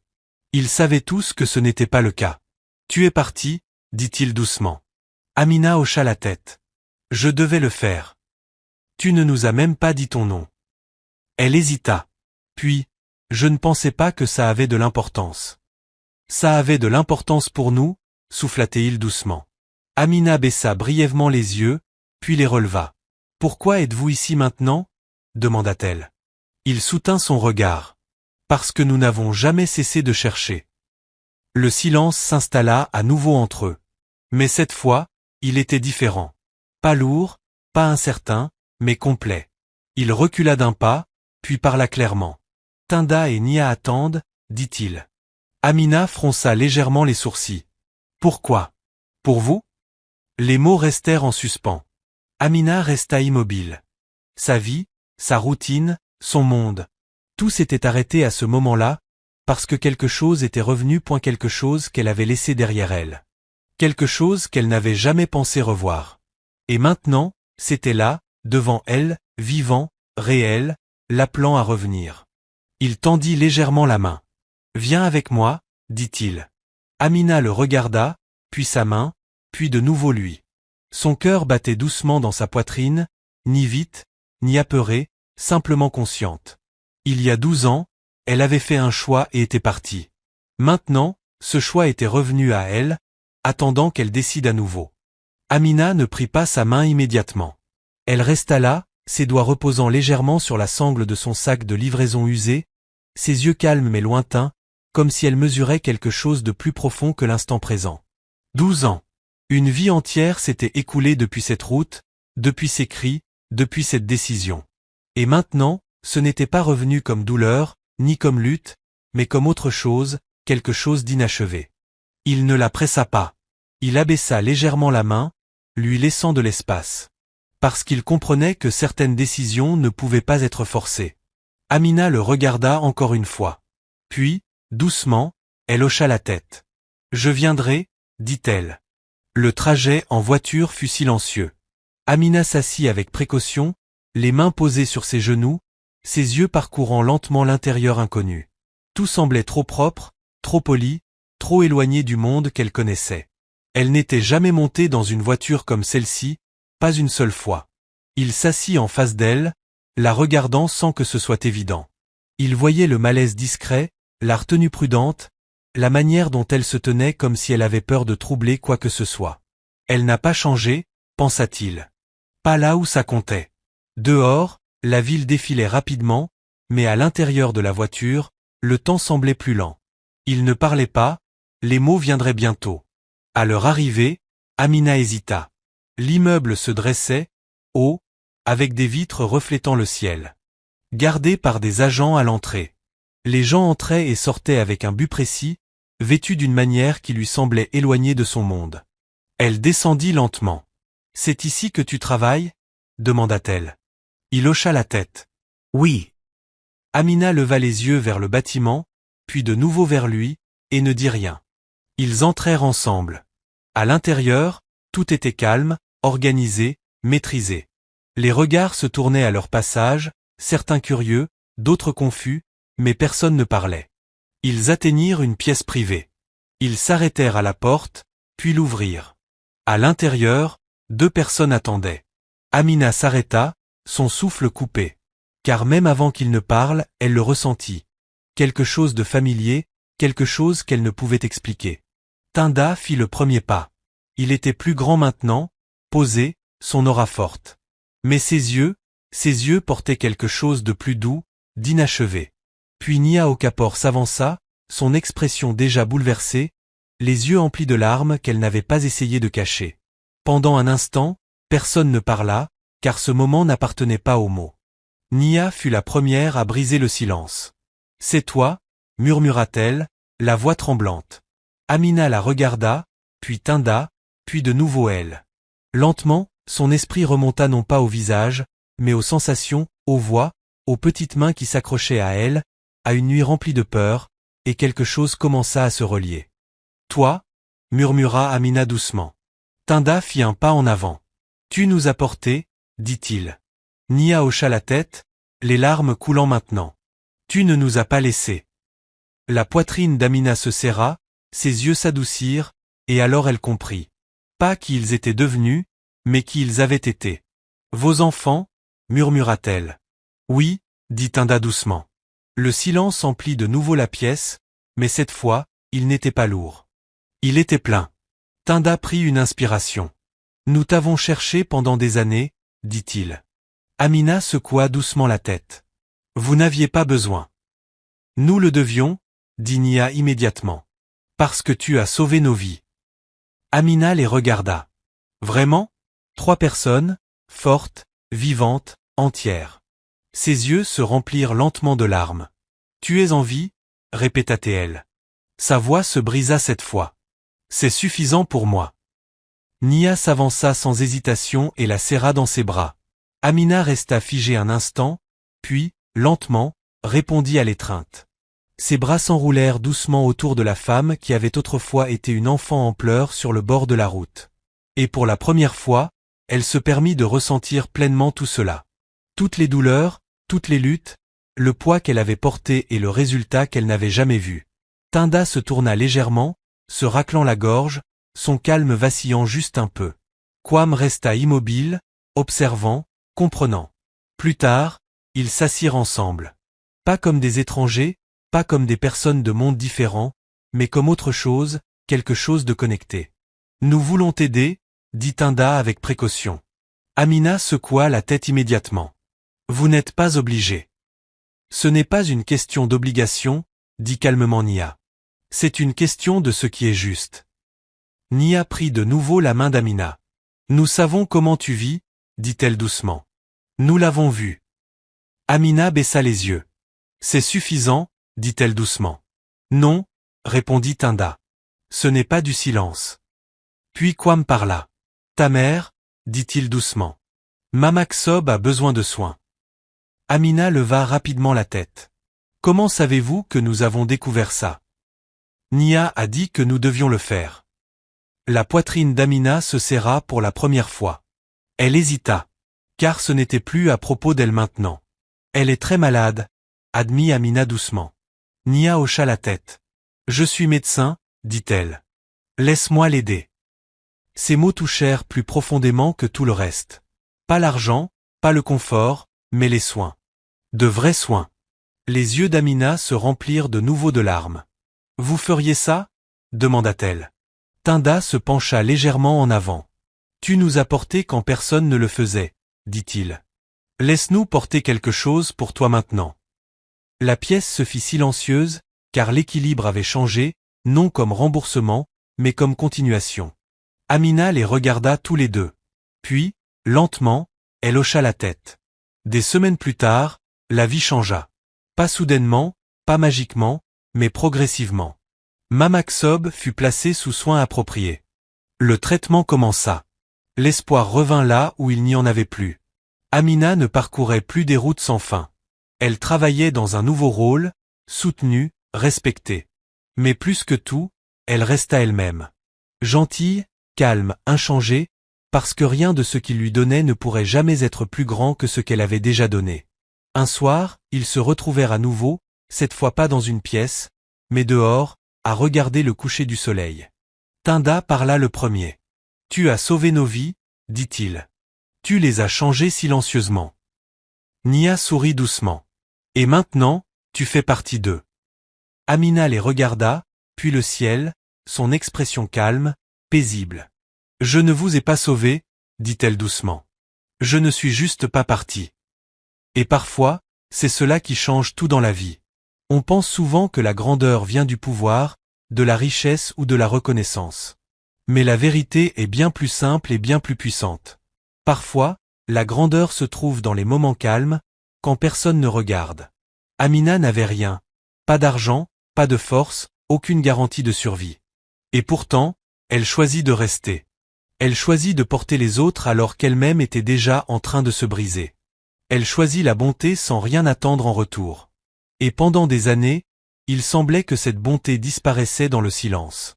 Mais la vie a une façon de se souvenir, de rendre ce qui a été donné à son propre moment. Pas toujours immédiatement.